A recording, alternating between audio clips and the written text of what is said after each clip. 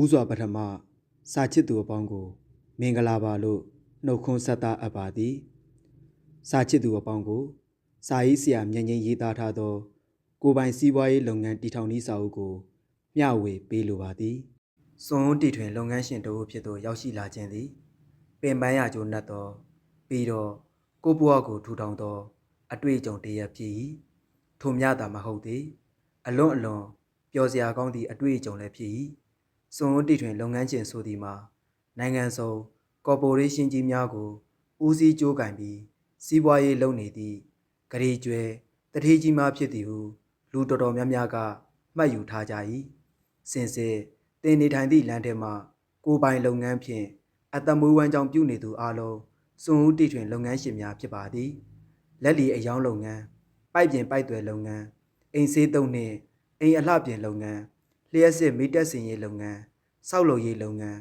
ပန်းအလှပြင်လုပ်ငန်းပန်းဥယျာဉ်ထိန်းသိမ်းပြုပြင်ရေးလုပ်ငန်းစသည်ဖြင့်ဒီလိုကိုပိုင်လုပ်ငန်းလုပ်နေသူအလုံးသည်လည်းအခြားသောဂရီကျွဲတထေးကြီးများနည်းတူနှစ်ထောင်အားရဖြစ်မှုကိုမိမိတို့လုပ်နေသည့်လုပ်ငန်းများမှထုတ်ယူခန်းစားကြရပါသည်စွန်ဦးတီထွင်လုပ်ငန်းချင်းဖြစ်ခြင်းမဖြစ်ခြင်းမှာခံယူချက်သဘောထားတရက်ဝမ်းကြောင်းနည်းတနည်းသာဖြစ်၏တင်သည်တင့်ကိုပိုင်လုပ်ငန်းတစ်ခုစတင်ထူထောင်တော့မည်ဟုဆုံးဖြတ်လိုက်ခြင်းသည်စွန်ဦးတီထွင်လုပ်ငန်းရှင်အဖြစ်ခံယူတော့မည်ဟုဆုံးဖြတ်ခြင်းပင်ဖြစ်၏နောက်ပြီး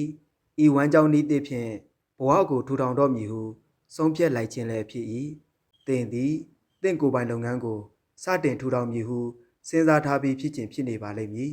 သို့တော့တွန့်ကောင်းတွန့်နေမည်ယွန့်ကောင်းယွန့်နေမည်အရဲကိုစွန်စားရမှာတွေများလွန်းနေသည်အချိန်မသင့်သည်တိုင်းပြည်စီးပွားရေးကမကောင်းရင်းနှီးဖို့ငွေကြေးရှာလို့ရမည်မဟုတ်အသက်ငယ်လွန်းနေသည်အသက်ကြီးလွန်းနေသည်ခွန်အားမရှိတော့အငိမ့်စားယူထားတာကြာလွန်းနေပြီအလုတ်ပြုတ်ထားတာကြာလွန်းနေပြီလူတော်သူတော်မတိုးသူဖြစ်နေပြီစသည်ဖြင့်ဘာအကြောင်းကြောင့်ပဲဖြစ်ပေါ့ဤစာအုပ်သည်တင့်အထင်မြင်တွေတင့်ခံစားချက်တွေမှန်၏မှား၏ဆုံးဖြတ်နိုင်အောင်အကူအညီပေးဖို့ရည်ရွယ်ပါသည်တင့်စိတ်ကူတင့်အကြံဉာဏ်တင့်အားထုတ်မှုဖြင့်တည်ထောင်သားသောတင့်ကိုယ်ပိုင်လုပ်ငန်းပေါ်တွင်တင့်ကိုယ်ရည်ကိုယ်သွေးကိုတစိမ့်နှိပ်ဖော်ပြသည့်အလုပ်မျိုးကိုလှုပ်တဲ့မလှုပ်တဲ့ဤစာအုပ်ကကူညီညွှန်ပြပေးပါလိမ့်မည်ထိုနေ့ကနိုဝင်ဘာလ၏တောက်ကြနေ့တနေ့ထိုနနက်ကမိုးရွာနေသည်အေးစိတ်နေသည်နောက်ပြီးကားရက်ကွင်းစီမှာတောင်ကုန်းပေါ်ရှိကျွန်တော်ရုံးခန်းကလေးစီသို့သွားသည့်ခရီးတူကလေးကိုနောက်ဆုံးအကြိမ်ရှောက်သွားခဲ့ရသည့်နေ့လည်းဖြစ်၏ကျွန်တော်သည်အသက်အရွယ်ကြောင့်လေးကွေးစားပြုနေပြီပတ်စံကလက်ထဲမှာမကြံတလောက်ဖြစ်နေပြီနောက်ပြီးကျွန်တော်မိန်းမကတေချင်းတရားနဲ့ရင်ဆိုင်ရဖို့ရက်အနှဲငယ်လောက်ပဲလိုတော့သည်နောက်ထပ်မိနစ်30အကြာမှာတော့ကျွန်တော်အလုပ်ကျွန်တော်ဝင်နဲ့ကျွန်တော်ကားကိုဆုံးရှုံးလက်လွတ်ရလိုက်၏မိုးရေထဲမှာစိတ်ဆင်းရဲခြင်းကြီးစွာရှောက်လန်းရင်အိမ်ပြန်ဖို့အငှားကားတစ်စီးကိုမျှော်ရင်းကျွန်တော်တွေးမိ၏မင်းတော့ဘဝပြတ်ပြီဟုသို့တော့ကျွန်တော်ဘဝမပြတ်ခဲ့ပါထိုအစားရခင်ကတစ်ကြိမ်တစ်ခါမျှမခံစားခဲ့ရဘူးသောရင်ငိမ့်သည့်ခံစားချက်ကိုခံစားလိုက်ရ၏ရင်းခံစားချက်နှင့်အတူတန်ထိတ်တန်တရက်ကိုခါးသီးနာကြီးစွာချမှတ်လိုက်၏ကိုဘဝကိုပြန်လဲထူထောင်ဖို့နောက်ပြီးဘဝတိုက်ပွဲကိုကျွန်တော်နှွှဲခဲ့သည်ထိုနေ့ကစပြီးကျွန်တော်ဘယ်အကြောင်းကိစ္စကိုများစိုးရိမ်ပူပန်ခြင်းဖြစ်မနေတော့ဤကကျွန်တော်ဘဝအောင်မြင်ရေးအတွက်လမ်းပွင့်သွားခြင်းအသိဉာဏ်ပွင့်ခြင်းစာဒါတွေဖြစ်ခဲ့သည်မှာလွန်ခဲ့သည့်2နှစ်ကပါယခုတော့တုံညကပြန်စပြီးကျွန်တော်သည်နိုင်ငံတကာနှင့်အဆက်အသွယ်ရှိသောစာအုပ်ထုတ်ဝေရေးလုပ်ငန်းတစ်ခုတွင်ဥက္ကဋ္ဌအုပ်ချုပ်မှုဒါရိုက်တာနှင့်ရှယ်ယာအများစုပိုင်သူတဦးဖြစ်နေပြီးဤစာအုပ်၏စာမျက်နှာများပေါ်တွင်ဘဝပြန်လည်ထူထောင်ရေးအတွက်တိုက်ပွဲဝင်မှုဇောက်ကွက်ပေါင်းများစွာကိုတင်တွေ့ရပါလိမ့်မည်တင်ဤပုဂ္ဂလိကအနေအထားတွေဘလို့ပဲရှိနေသည်ဖြစ်စေတင့်ကိုယ်ပိုင်လုပ်ငန်းကိုထူထောင်ပြီးတင်ဘဝကိုဘလို့ထိန်းသိမ်း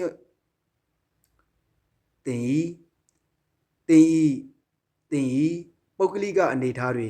တင်ဤပုဂ္ဂလိကအနေအထားတွေဘလို့ပဲရှိနေသည်ဖြစ်စေတင့်ကိုယ်ပိုင်လုပ်ငန်းကိုထူထောင်ပြီး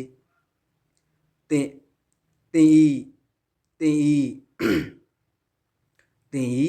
ပုဂ္ဂလိကအနေအထားတွေဘလို့ပဲရှိနေသည်ဖြစ်စေ တင့်ကိုယ်ပိုင်လုပ်ငန်းကိုထူထောင်ပြီး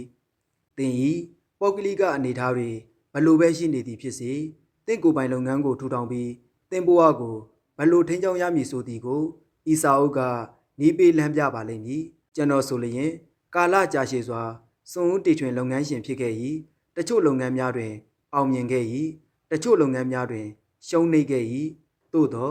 ယခုကျွန်တော်စွန့်ဦးတည်ထွင်လုပ်ငန်းရှင်အဖြစ်စ조사အားထုတ်နေပြန်ပြီးတည့်ရချိန်တွင်ဤစာအုပ်ကိုရေးသားပြုစုပါသည်ရည်ရွယ်ရင်းမှာဤစာအုပ်ထဲမှပါသည့်ကျွန်တော်၏လက်လက်ဆက်ဆက်အတွေ့အကြုံများမှပေါ်ထွက်လာနိုင်စရာရှိသည့်အတွေ့အခေါ်အမျှော်အမြင်များကိုသင်လဲရယူစေခြင်းပင်ဖြစ်ပါသည်ဤစာအုပ်တွင်ပါဝင်သည့်အကြောင်းအရာများသည်စီးပွားရေးလုပ်ငန်းတစ်ခု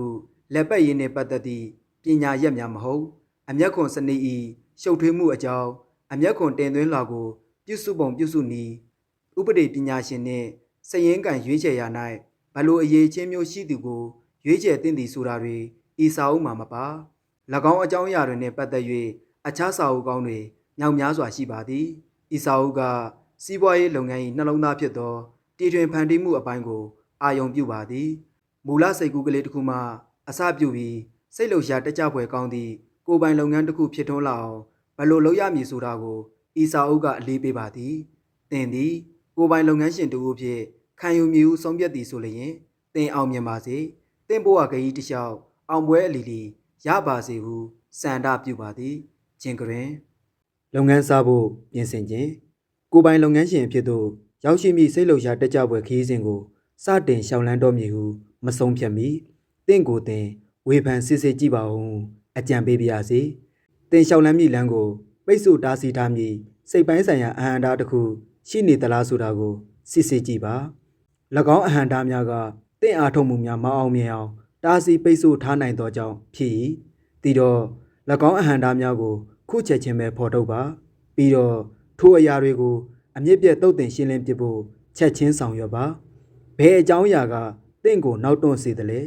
တင်နောက်တွန့်နေခြင်းသည်အကြောင်းတစ်ခုခုကြောင့်ဖြစ်ရမည်မဟုတ်လျင်တီစာအုပ်ကိုတီလောက်ထိရောက်အောင်ဖတ်နေလိမ့်မည်မဟုတ်ကျွန်တော်ဆိုလျင်ကျွန်တော်၏စိတ်ပိုင်းဆိုင်ရာအဟံတားများကိုအချိန်မီဆန်းစစ်ဖော်ထုတ်ခြင်းမပြုနိုင်ခဲ့ရလက်မှာကျွန်တော်၏အောင်မြင်နေသောပထမဦးဆုံးကိုယ်ပိုင်လုပ်ငန်းကိုစွန့်လွတ်လိုက်ရ၏ကျွန်တော်ကိစ္စကိုတက်လက်ပိုင်းအရွယ်မှာကြုံရသည့်ဘဝအလှည့်ပြောင်းဟုကောက်ချက်ဆွဲလို့ရ၏ကျွန်တော်တို့တော်တော်များများတွင်ဒီလိုအလှည့်ပြောင်းမျိုးတွေအသက်40ကျော်မှကြုံရတတ်၏တချို့ဆိုတိထက်စောပြီးကြုံတတ်၏တချို့ကြတော့လေအသက်60နာကပ်ပြီးအလုံးမအနားယူတော်မူဆိုမှကြုံရတတ်သည်ကျွန်တော်ကိစ္စတွင်အသက်50အရွယ်၌အဆိုပါအလှည့်ပြောင်းကမိုးကြိုးပြစ်ချလိုက်သလိုဖြစ်ပေါ်ခဲ့လေသည်ကျွန်တော်ကအလွန်အောင်မြင်နေသောကြော်ညာအေဂျင်စီတစ်ခုကိုစတင်တည်ထောင်ခဲ့သူ၎င်းအေဂျင်စီဥက္ကဋ္ဌအုပ်ချုပ်မှုဒါရိုက်တာနှင့်ရှယ်ယာအများစုပိုင်ဆိုင်သူကျွန်တော်တို့အေဂျင်စီ၏စတော့စာချုပ်များကတန်ဖိုးရှိသည်တောင်းမြေခိုင်မာသည်လုံခြုံစိတ်ချရသည်တီလုပ်ငန်းကြီးဆုံးရှုံးပျက်စီးဖို့ဆိုသည်မှာတီအေဂျင်စီ၏ဥက္ကဋ္ဌသို့မဟုတ်သူ့ဇနီးကိုတပ်ပစ်မှပဲဖြစ်နိုင်သည်တို့ဖြစ်သည့်တိုင်ထိုလုပ်ငန်းကိုကျွန်တော်လက်လွတ်ဆုံးရှုံးလိုက်ရသည်တီလုပ်ငန်းထဲမှာကျွန်တော်ကိုယ်ပိုင်ရှယ်ယာများဆုံးရှုံးသားခြင်းမဟုတ်ကျွန်တော်ကိုယ်တိုင်တန်တီတီမွေးဖွားခဲ့သောတနေ့နိုင်ပေါင်းများစွာအလုပ်လုပ်ပြီးထူထောင်ခဲ့သောကျွန်တော်စသိန်းကန်းမတိုင်မီ2လ3လလောက်အလိုကအမျက်ငွေအမြောက်များပေးပြီးဝယ်ယူဖို့ကမ်းလှမ်းခြင်းခံရသောလုပ်ငန်းကြီးတစ်ခုကိုကုမ္ပဏီကြီးတစ်ခုလက်ထဲသို့စတာလင်ပေါင်တစ်ပေါင်တည်းဖြင့်လွှဲပြောင်းပေးရလိုက်ရသောကြောင့်ပင်ဒီလိုလွှဲပြောင်းယူမည်ကုမ္ပဏီကြီးတစ်ခုရှိသည့်အတွက်ကျွန်တော်မှာစိတ်သက်သာရာပင်ရမိသေးသည်အကြောင်းမှာဗန်မပို့ထုတ်ငွေပေါင်3သိန်းကိစ္စပြည်လည်သွားသောကြောင့်နောက်ပြီးအကြီးအကျယ်အငင်းပွားရမှုမှာကင်းလွတ်သွားသောကြောင့်ပင်တူတီမဟုတ်ပါကလည်းထိုစဉ်ကကျွန်တော်ထိုအတိုင်းထင်ခဲ့လေသည်ကျွန်တော်လုပ်ငန်းဘာကြောင့်ဆုံးရှုံးခဲ့ရသလဲအထက်ပါမေးခွန်းကိုကျွန်တော်နေ့စဉ်နေ့တိုင်းနှစ်နဲ့ချီပြီးကြာအောင်မေးခဲ့သည်တကယ်အဖြေမှန်ကိုကမရခဲ့အကြောင်းမှာကျွန်တော်ကအဖြေကိုမဟုတ်သည့်နေရာတွေမှာလိုက်ရှာနေခဲ့သောကြောင့်ဖြစ်သည်အငင်းပွားမှုကိုကျွန်တော်အပြစ်တင်ခဲ့သည်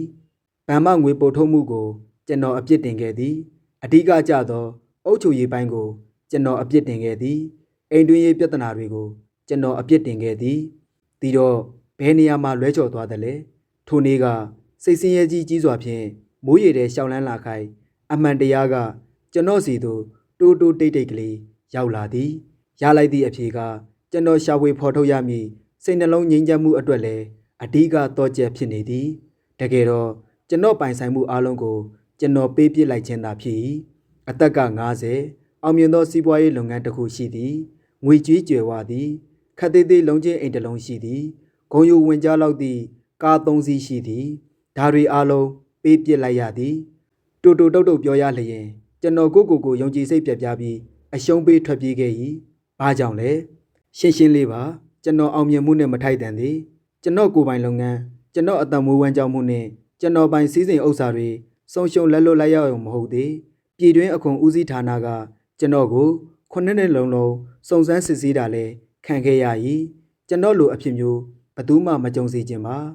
အောင်မြင်မှုကိုတိဆောက်ဖို့စီးပူးလေးလာခြင်းအောင်မြင်မှုကိုတိဆောက်ဖို့ဘယ်အချိန်မှအစဉ်သစ်ဖြစ်မည်လဲလွယ်ပါသည်သင်အားတွန်းရအောင်လုပ်နေသည့်အကြောင်းရင်းကိုရှာဖွေဖော်ထုတ်ပြီးသည်နှင့်အစဉ်သစ်ဖြစ်နေပါပြီ၎င်းအကြောင်းရင်းကိုဖော်ထုတ်သိရှိချိန်၌သင်သည်အသက်20ပဲရှိသေးသည်ဆိုလျင်သင်လက်ခမောင်းခတ်ဖို့ပဲရှိသည်သို့ပေမဲ့လူတော်တော်များများအတွက်တော့အဆိုပါအမှန်တရားကိုတွေ့ရှိလက်ခံနိုင်ဖို့တိထက်မကအချိန်ယူရလေရှိပါသည်ဒီတော့သင်ကိုဘလို့အကြောင်းအရာကဟန်တားနေတယ်လေဒီအဟန်တားတွေကိုဖော်ထုတ်ရမည့်အချိန်အနေအထားကိုစမ်းစစ်ဝေဖန်ပြီးသင်ဘဝကိုပြန်လည်လှုပ်ရှားရမည့်အချိန်သည်ယခုပဲဖြစ်ပါသည်သင်အားစိတ်အနှောက်အယှက်ပေးနေသည်မှာယခုခေတ်လက်သုံးစကား3မျိုးထဲမှာတစ်မျိုးမျိုးဖြစ်နေနိုင်သလားလူလျှော့တဲ့အထဲပါသွားလို့အငိမ့်စားယူထားလို့အပယ်ခံဖြစ်နေလို့အလုတ်လက်မဲ့ဖြစ်နေလို့သင်စိတ်တက်ကြနေသလားသင်သည်အိုကြီးအိုမာဖြစ်နေပြီဟုလူတွေပြောသည်ကိုကြားနေရတာနားကြားပြင်းကပ်နေပြီလားသင်သည်အသက်ငယ်လွန်းသေးသည်ဟုလူတိုင်းကပြောနေကြသလားသို့မဟုတ်သင်သည်ရှစ်မတိုးတာနောက်မဆုတ်တာအလုတ်တစ်ခုထဲမှာခြေကျွံနေတာလားစိတ်ပိုင်းဆိုင်ရာအဟံတားများကိုကြော်လွှားလွန်မြောက်ခြင်းသင်အနေထားကိုအကျိုးသက်ရောက်မှုရှိစေနိုင်သောစိတ်ပိုင်းဆိုင်ရာအဟံတားတစ်ခုချင်းစီကိုကျွန်တော်တို့စမ်းစစ်ကြည့်ရအောင်လူလျှော့ခံရသည့်အထက်မှာသင်ပါသွားလို့စိတ်ထဲကျနေသလားလူလျှော့ခံရသည့်အထက်မှာပါသွားခြင်းသည်တော်တော်အခံရခတ်သည်ဟုတ်ပါသလားမနေ့ကသင်သည်အများသူငါလိုလူအုပ်ထဲကလူတစ်ယောက်ဖြစ်၏ယနေ့တော့သင်သည်ဘာလို့လို့ဘာကံရမှန်းမသိပဲတယောက်သေးရောင်လဲလဲဖြစ်နေပြီသင်အလုပ်ရှင်ကသင်အားကရုဏာကြီးကလေးတော့ပေးကောင်းပေးလိုက်မည်သို့ပေမဲ့ရဲရောပေးတာမျိုးတော့ရှားပါသည်တီရတပြာစကလေးသည်လည်းမတုံးမဖြစ်မပေးမဖြစ်ကိစ္စတွေကြောင့်လက်ထဲမှာနှွေးအောင်ပင်ကင်မထားရပဲပျောက်ချင်းမလားပျောက်သွားပြီချီထားသောအကျွေးတွေပြန်ဆက်ဖို့ဝယ်ထားသည့်ပစ္စည်းဖို့တွေခြေဖို့ဟုတ်ပြီသင်အလုပ်ပြုတ်နေပြီတီတော့ဘာလုပ်မည်လဲအိမ်မှာထိုင်ပြီးစိတ်ပြက်လက်ပြက်ဖြစ်နေမိအစားအပြင်ထွက်ပြီးသင်အနာဂတ်ဘဝအတွက်တခုခုကြံစီလောက်ကင်ခြင်းကကျင့်တဲ့နှစ်သက်စရာမကောင်းပေဘူးလားတကယ်တော့သင်လုံးစရာအလုပ်တစ်ခုရှိကိုရှိနေပါသည်အငိမ့်စားယူတာတိတ်စောနေသလားသင်အငိမ့်စားယူကန်ဒီနှစ်တွေတွင်သင်ရှောင်းလန်းမြေလမ်းကြောင်းကိုစနစ်တကျစီမံကိန်းချမထားလို့ကတော့သင်သည်ဆိုးရွားသောရာသီဥတုနဲ့ကြုံရပေလိမ့်မည်တချို့လူတွေကစောစောစီစီကြီးအငိမ့်စားယူလိုက်ကြ၏သူတို့လက်ထဲမှာငွေကြေးအမြောင်များရှိသည်သို့ပေမဲ့သင်ကိုယ်သင်အားမလို့အားမရဖြစ်သည့်ခံစားချက်တွေအကြီးအကျယ်ခံစားနေရသည်သင်သည်ကျမ်းမာရေးတောင်းတမြည်ပြီးကြက်ခိုင်တန်ဆွမ်းနေသည့်တိုင်သင်စွမ်းရည်များအတွက်ထွက်ပေါက်တစ်ခုတော့လိုအပ်နေပေသည်ဒီတော့စီးပွားရေးသဘောတဘာဝရှိသည့်ထွက်ပေါက်တစ်ခုတည်းတခြားဘယ်လိုထွက်ပေါက်ကပိုကောင်းပါမလဲအကယ်၍သင်သည်အမျက်အစွန်းမလိုသည့်အနေအထားမျိုးရှိလျင်၎င်းအမျက်အစွန်းများကိုထိုက်တန်တင့်မြတ်သောလုပ်ငန်းများသို့ပေးလူပြည့်လို့ရ၏အမြဲတစေညင်းပယ်ခံနေရလို့စိတ်ထဲကျနေသလားကျွန်တော်ထိုအနေအထားမျိုးနဲ့အကြိမ်ကြိမ်ရင်ဆိုင်ခဲ့ပူပါသည်ကျွန်တော်ကိုယ်ပိုင်စီးပွားရေးလုပ်ငန်းကိုဆုံးရှုံးလက်လွတ်လိုက်ရပြီးနောက်ပိုင်းအိမ်မှာပင်ရုံးခန်းဖွင့်ပြီးဈေးကွက်ဖော်ဆောင်ရေးအတိုင်းပင်ခံလုပ်ငန်းကိုနှစ်အတန်ကြာအောင်လုပ်ခဲ့၏၎င်းလုပ်ငန်းအောင်မြင်ပါသည်သို့သောစီးပွားပြက်ကက်ကြောက်ရောက်လာသည်1990ပြည့်နှစ်အောက်တိုဘာလမှာတော့စီးပွားရေးပြက်ကက်၏အကျိုးဆက်ကကျွန်တော်ကိုပါထိုးနှက်တော်၏ကျွန်တော်လုပ်ငန်းရှင်များအတွက်ကျွန်တော်သည်ဇိမ်ခံပစ္စည်းတစ်ခုလိုဖြစ်လာသည်ကျွန်တော်ကိုပေးနေသည့်ငွေကြေးသည်အပိုအသုံးစရိတ်ဖြစ်လာသည်သူတို့ကျွန်တော်ကိုအတိုင်ပင်ခံညံပူဇော်ခမပေးနိုင်တော့တနေ့ပြီးတနေ့ကျွန်တော်စီကိုအလုတ်ရစဲစာတွေတဖွဲဖွဲရောက်လာသည်ဘာပဲဖြစ်ဖြစ်အလုတ်ရှင်တဦးကတော့ကျွန်တော်ကိုတ နည်းတစ်ဖုံအသုံးချလို့ရနိုင်သေးသည်ဟုယူဆပုံရသည်သူကကျွန်တော်ကိုသူ့လကစားအဖြစ်ခံအပ်သည်ထိုအလုပ်တွင်12လကြာသည်နောက်တော့သူလည်းအရှုံးတွေပေါ်ပြီးလုပ်ငန်းပါရပ်လိုက်ရ၏နောက်ပိုင်းတွင်ကာလအတန်ကြာသည့်တိုင်တိတ်အကျိုးအမြတ်မရှိသည့်လှုပ်ရှားမှုများဖြင့်ကျွန်တော်လုံးလည်ချလဲလိုက်နေသည်ထို့နောက်နာမည်ကြီးစာအုပ်ထုတ်ဝေရေးတိုက်ကြီးတိုက်တွင်ကြော်ညာကိုယ်စလဲလုပ်သည်တိတ်ကြကြမဆောက်လိုက်ရပါသူတို့ကကျွန်တော်ကိုကန်ထရိုက်ဆေးဆက်ညှိနှိုင်းရေးသမားအဖြစ်အလုပ်ခန့်လိုက်သည်ထို့နောက်ကျွန်တော်ကိုအလုပ်ပြန်ဖြုတ်လိုက်ပြန်သည်မရှင်းမနှောင်းမှာပင်သူတို့လုပ်ငန်းကြီးလဲပြိုလဲသွားတော့၏အားကြအထင်ကြီးစရာကောင်းလောက်သည့်ဇလန်းမဟုတ်ပါချေအလုပ်လက်မဲ့ဖြစ်နေလို့ကြံရမရဖြစ်နေသလားထို့သောဖြစ်နေရင်မဖြစ်ပါနှင့်ဟုတင့်စိတ်ချမ်းသာရေးအတွက်ပြောပါရစေတင့်မြက်လျော်ကန်သောနေရာဌာနတွေမှာသာရှာဖွေကြည့်ပါတင့်အားလက်တွေ့အကူအညီပေးနိုင်သူတွေအများကြီးရှိပါသည်ကျွန်တော်အစဉ်ချင်းကင်းမဲ့စွာတီစကားကိုပြောခြင်းမဟုတ်ကျွန်တော်ကိုယ်တိုင်လည်းအလုပ်လက်မဲ့ဖြစ်ခဲ့သည်သို့သောအကူအညီတောင်းခံလို့ရမည်နေရာဌာနများကိုရှာဖွေရမည်ဖြစ်ကြောင်းသိနားလည်ထားသည့်နှင့်တပြိုင်နက်ကျွန်တော်ဘဝကိုတကြော့ပြန်စနိုင်ခဲ့လေသည်တင်အိုကြီးအိုမာဖြစ်နေပြီလို့ဘသူကပြောတယ်လေတီစကားမျိုးကျွန်တော်မျက်နှာကိုတဲ့တဲ့ကြည့်ပြီးပြောဝင့်သူကတော့တယောက်မျှမရှိသေးသို့ပေမဲ့သူတို့တီအတိုင်းအတွေးပေါက်နေကြမှာတော့သိကြသည်တီတော့ဘာဖြစ်သေးလဲသူတို့မှားနေသည်သူတို့မှားနေကြောင်းကျွန်တော်တက်တည်ထူပြလို့ရသည်တင်ငယ်လွန်းနေသည်လို့ဘသူကပြောတယ်လေတီနေရာမှာလဲသူတို့မှားသည်အကြီးအကျယ်မှားသည်နိုင်ငံတနိုင်ငံ၏အနာဂတ်သည်လူငယ်တွေလက်ထဲမှာရှိသည်တီတော့စွန်းတီထွင်လုပ်ငန်းရှင်တို့ဖြစ်လာအောင်လေးလာစီးပူဖို့တင်စောလွန်းငယ်လွန်းနေသေးသည်ဆိုတာဘယ်တော့မှမရှိပါတင်ရှိမတိုးတာနောက်မဆုတ်တာခြေကျုံနေသလားတင်လောလောဆယ်လကစားအလုပ်လုံးနေသည်လကကောင်းသည်ယာတို့တစ်ခုရထားသည်နောက်ရေးအာမခံချက်ရှိသည်သို့တော့တေကျင်လောက်အောင်စိတ်ပြက်ညှင်းငွေ့နေသည်စားရမှလည်းတဲတဲ့ရှက်ရှက်ပြည့်ရမှလည်းအစီတဝင်းဝင်တို့ဆိုရင်တော့ဒီကိစ္စနဲ့ပတ်သက်ပြီးတခုခုလုပ်လိုက်ပါပြန်လဲတိုက်ပွဲဝင်ခြင်းတင့်အားတွန့်ရွတ်နေအောင်ဘလို့အကြောင်းအရာတွေကဖန်တီးနေတယ်လေအဆိုပါအကြောင်းအရာအစ်စ်မှန်ကိုဖော်ထုတ်သိရှိဖို့အချိန်တော်တော်ယူရလိမ့်ရှိ၏တင့်စိတ်ကိုတင်တော်တော်ကြီးလေးလာဆန်းစစ်ရ၏ဝေဖန်ပိုင်းခြားရ၏တီကြားတဲ့ကပင်အဖေကဖြိုးကနေဖြက်ကနေတင့်စီရောက်လာတဲ့၏ကျွန်တော်တုန်းကဆိုကျွန်တော်အလုပ်ပြုတ်သည့်နေ့မှအဖေကဘွားကနေပေါ်လာသည်နှစ်ပေါင်းများစွာကြာအောင်မစီလျော်သည့်နေရာဌာနတွေမှာအဖေလိုက်ရှာခဲ့ပြီးနောက်အဖေပေါ်ကျင်တော့လေအဆအရာရာဖြိုးကနေဖြက်ကနေသူ့နေရာနှင့်ကွက်တိခွင်ကြပေါ်လာတော့၏နိုင်အနှင်းငယ်တွင်မှာကျွန်တော်ကိုဒုက္ခပေးနေသည့်အဓိကပြဿနာကိုဖော်ထုတ်လိုက်နိုင်၏ထို့များမကသေးပဲကျွန်တော်ဘဝကိုနလန်ထူနိုင်အောင်ပြန်လဲတိုက်ပွဲဝင်ဖို့လဲအသင့်ဖြစ်နေတော့၏ကျွန်တော်၏ပုဂ္ဂလိကဝမ်းနဲ့ကြေကွဲပွဲဖြစ်ရများဟုသောတိမ်တလာများကကျွန်တော်စီကိုအပြေမှန်ကိုယူဆောင်လာပါသည်ကျွန်တော်အားတွန့်ရွတ်နေအောင်ကြိုးကင်နေသည်မှာစိုးရိမ်ပူပန်စိတ်ဖြစ်ပါသည်ကျွန်တော်ဘဝနလန်ထောက်အောင်လုပ်ရမည့်လမ်းစဉ်မှာကျွန်တော်အားအလုပ်ဖြစ်ခဲ့သည့်နေပယ်မှာပင်ကိုပိုင်လုပ်ငန်းထူထောင်ဖို့ဖြစ်၏ထိုလုပ်ငန်းကိုစိုးရိမ်ပူပန်စိတ်ကင်းဖြင့်ဖြစ်ထွန်းအောင်အားထုတ်ကြိုးပမ်းဖို့ပဲဖြစ်၏ဘဝဖြစ်မီအဆိုပါစိတ်ခံစားချက်သည်ကျွန်တော်ကိုတသက်လုံးတအီကိုက်ဖက်ဝါမျိုးနေခဲ့၏ထို့သောကိုက်ဖက်ဝါမျိုးနေသည်မှာအပြင်းပန်းအရာမဟုတ်ကျွန်တော်ပြောစကားတွေသို့မဟုတ်ကျွန်တော်လုပ်ရက်တွေပေါ်မှာပေါ်လွင်ခြင်းမရှိသို့သောဒီခံစားချက်ကြီးကကျွန်တော်ဖုံးကွယ်စိတ်မှာခိုးတွယ်နေခြင်းဖြစ်၏ကျွန်တော်တခုခုအကြောင်းမတွေးမီမပြောမီမလုပ်မီကပင်ဒီစိတ်တစီကြီးကကျွန်တော်ကိုချောင်းလန့်နေခဲ့၏စိုးရိမ်ပူပန်မှုကိုကျွန်တော်ဖြောင်းမရအောင်အစွဲကြီးဆွဲနေသည်သူ့ကိုပြစ်ပင်မထားနိုင်ကျွန်တော်၏ရခင်စီမံကိန်းများကိုသူကလှမ်းမိုး၏ချုပ်ကန်၏ရလက်ကတော့၎င်းစီမံကိန်းများ၏ဖွံ့ဖြိုးတိုးတက်မှုကိုဖျက်ဆီးပစ်ခြင်းဖြစ်တော်၏ပြန်လည်ထူထောင်ရေးလမ်းပေါက်ခြင်းကျွန်တော်ကတော်သည်မှတော်တော်ကြီးကိုတော်သည်ထိုနေ့စောစောပိုင်းတုန်းကကျွန်တော်ကိုကန်ထုတ်လိုက်သည့်လုပ်ငန်းနယ်ပယ်မှာကျွန်တော်ကတော်သည်ကန်ထရိုက်လုပ်ငန်းများစိစက်ညှိနှိုင်းရေးအလုပ်ဒါတွင်ကရိုလာကျွန်တော်ကိုယ်တိုင်ကိုကြောက်ပါဝင်လှုပ်ဆောင်ခြင်းမရှိတော့လဲကျွန်တော်မှာအခြားသောလုပ်ငန်းပေါင်းစုံနှင့်ပတ်သက်၍လည်းအသိပညာအများကြီးရှိသည်ကြော်ညာလောကမှာနှစ်ပေါင်း30ကျော်လက်တွေ့အတွေ့အကြုံလည်းရှိထားသည်ဒီတော့အောင်မြင်သောစာအုပ်ထုတ်ဝေရေးတမန်တူဖြစ်လာဖို့ကျွန်တော်မှာအရေးချင်းပြည့်စုံသည်ဟုကျွန်တော်တွက်ဆသည်ထိုနေရာ ထိုအခိုက်မှာပင်ကျွန်တော်တန်ထိတ်တန်ချလိုက်၏ကျွန်တော်တွက်ဆသည်မတေရင်းနှီးငွေရောအခြားအထောက်အကူပစ္စည်းများပါမရှိသေးသို့သောကျွန်တော်၏ကိုယ်ပိုင်စာအုပ်ထုတ်ဝေရေးအင်ပါယာကြီးထူထောင်မည်ထို့သို့ထူထောင်ရာ၌ကြောက်စိတ်ကင်းကင်းဖြင့်ကြိုးပမ်းအားထုတ်မည်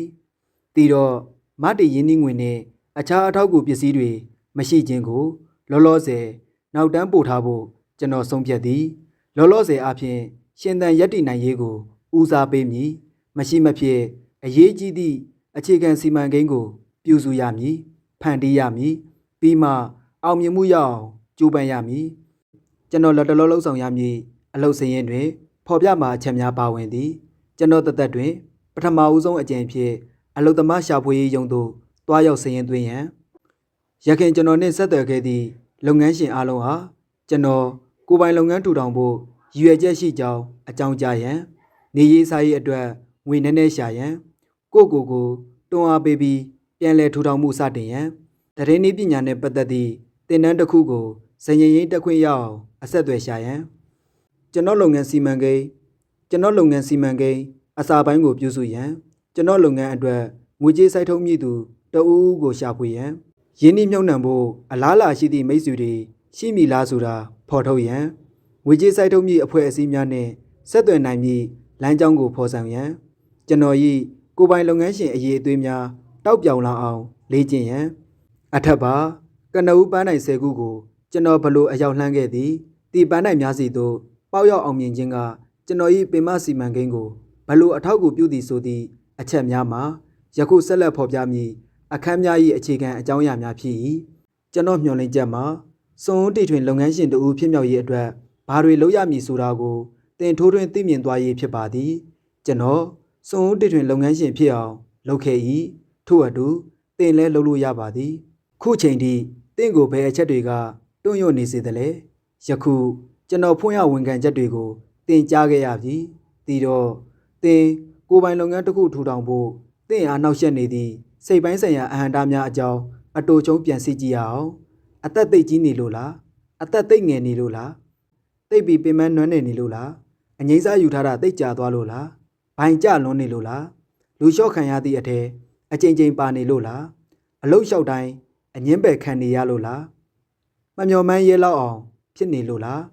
ဘာပဲဖြစ်ဖြစ်တင့်ကိုတင်ယခုလောလောဆယ်ပဲပြန်လဲဝေဖန်သုံးသပ်ပါတင်တကယ်တမ်းအလေးထားသုံးသပ်လျင်တင်ဘလောက်အထိနက်နက်ရှိုင်ရှိုင်သုံးသပ်နိုင်မည်ကိုဘယ်သူမှပြောလို့မရလက်တလောအားဖြင့်တော့ကျွန်တော်ပြောတာကလေးနားထောင်ကြည့်ပါနောက်ပိုင်းတင်တကယ်တမ်းဇွဲခက်အားထုတ်မည်ဆိုလျင်အမှန်တရားကိုတင့်ပါတာပင်ဖော်ထုတ်နိုင်ပါလိမ့်မည်အသက်သိပ်ကြီးနေသလားဘသူကပြောသလဲတင်စိတ်ဆန္ဒရှိသလောက်အတိုင်းအတာထိတာအိုမင်းပါသည်အသက်သိပ်ငယ်နေသလားပေါက်တက်ကရလှုပ်เสียရှိတာလှုပ်တာလှုပ်အခွင့်အလန်းသည်တိတ်ထန်တကြောပြန်လာခြင်းမှပြန်လာမည်တိတ်ပြီးပင်ပန်းညင်းငွေ့နေသလား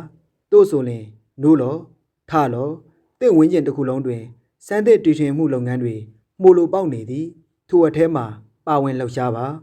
အငိမ့်စားယူထားတာတိတ်ကြာနေသလားတို့ဆိုလျင်အစ်စ်ပြန်စပါရင်မောင်းသူနေရာ၌ပြန်လဲထိုင်လိုက်ပါဘိုင်ကြလွန်းနေသလားကျွန်တော်လဲဘိုင်ကြခဲ့သည်တီအနေထားကိုဘလို့ကူစားရမည်ကိုကျွန်တော်ပြောပြပါမည်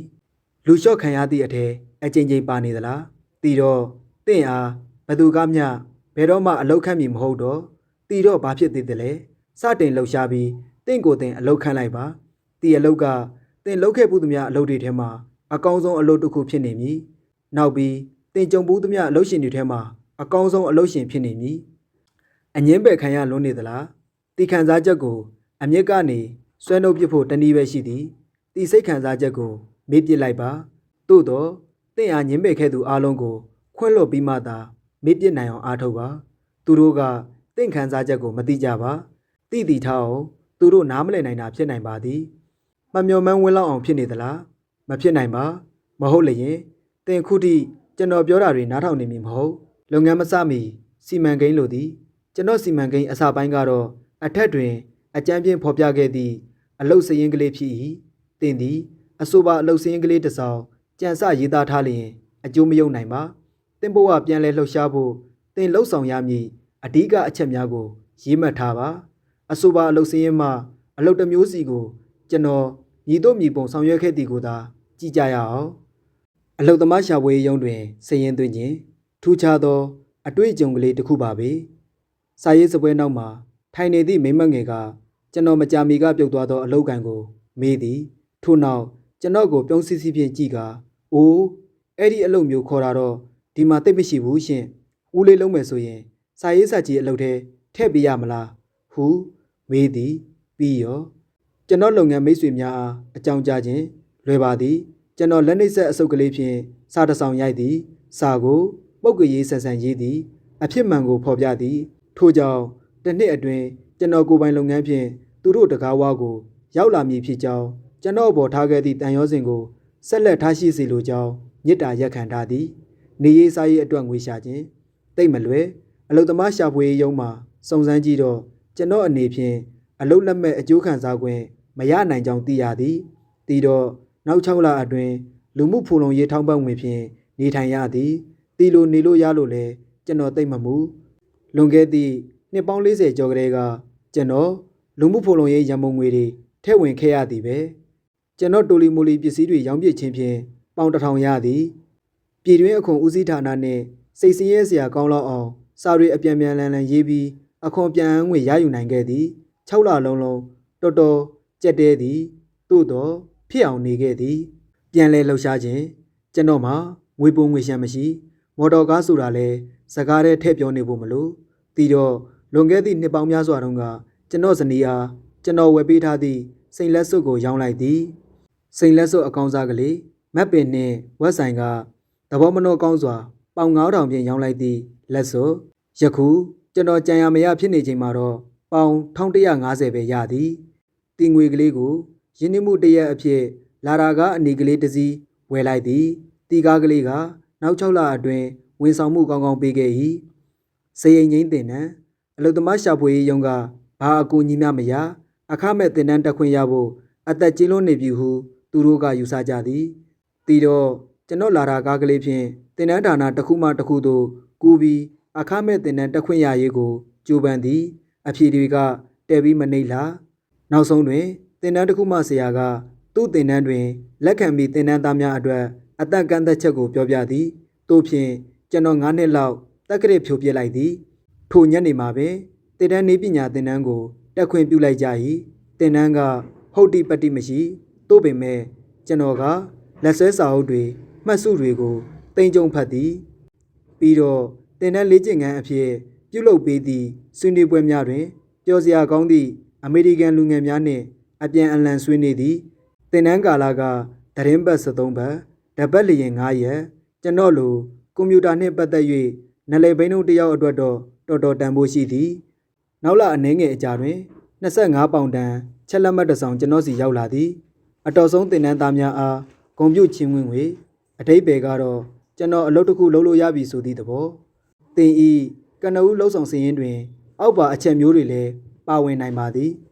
စိတ်ကူးတစ်ခုကြံစားဖို့လုပ်ငန်းစီမံကိန်းတစ်ဆောင်ပြုစုဖို့မျိုးစေ့မတင်ငွေရှာဖွေဖို့လိုအပ်သောဗန်နာရေးထောက်ပံ့မိနေရာဌာနကိုစုံစမ်းထောက်လှမ်းဖို့စသဖြင့်အစဉ်သင့်ဖြစ်မှုအနေအထားကိုစစ်ဆေးခြင်းတင်အလုံးမလုံးဝအောင်ဘယ်အရာတွေကဟန်တားနေသလဲ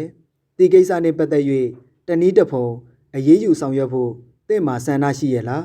တကယ်တမ်းအောင်မြင်မြင်ဖြစ်လာမှာကိုတင်စိုးရိမ်ပူပန်နေသလားတင်အသက်ကြီးနေသည်သို့မဟုတ်အသက်သိပ်ငယ်နေသည်ဟုထင်ကြမှာကိုယခုထက်တိုင်စိုးရိမ်ပူပန်နေသေးသလားအလုတ်လက်မဲ့ဖြစ်နေသည့်အတွက်တင်အလုတ်လောက်ရာတွင်မျက်နာငယ်မှာမအောင်မြင်မှာစိုးရိမ်ပူပန်နေတုံးလားတင်ငွေအကျက်တဲကြုံနေရသောကြောင့်တင်ငယ်စိတ်ဝင်နေသလားစီမံကိန်းတစ်ခုရေးဆွဲဖို့တင်အစဉ်သင့်ဖြစ်နေပြီလားဆွေးနွေးချက်များကိုယ်ပိုင်လုပ်ငန်းတစ်ခုထူထောင်ရန်လေးလေးနက်နက်စဉ်းစားသောအခါတင့်အားလက်တွန့်အောင်ပြုလုပ်နေသည့်စိတ်ပိုင်းဆိုင်ရာအဟံတားများရှိပါကစည်ရင်းချရေးပါအဟံတားများဖြစ်ပေါ်လာစေသည့်အဓိကစိတ်ပိုင်းဆိုင်ရာအဟံတားတစ်ခုကိုပြတ်မှတ်ထားဖော်ထုတ်ပါ၎င်းစိတ်ခံစားချက်ကိုကျော်လွန်လွန်မြောက်နိုင်ပြီးမဟာဗျူဟာတစ်ခုစ조사ချမှတ်ပါကနဦးဆောင်ရွက်မှုစီမံကိန်းတည့်ရရေးဆွဲပါအခက်ဆုံးဆောင်ရွက်ရမည့်အလုပ်ကိုရွေးထုတ်ပါထိုအလုပ်ပြည်လည်သွားအောင်ဘလို့ဆောင်ရွက်ဖို့ရည်ရွယ်ထားကြောင်းစာဖြင့်ချရေးပါ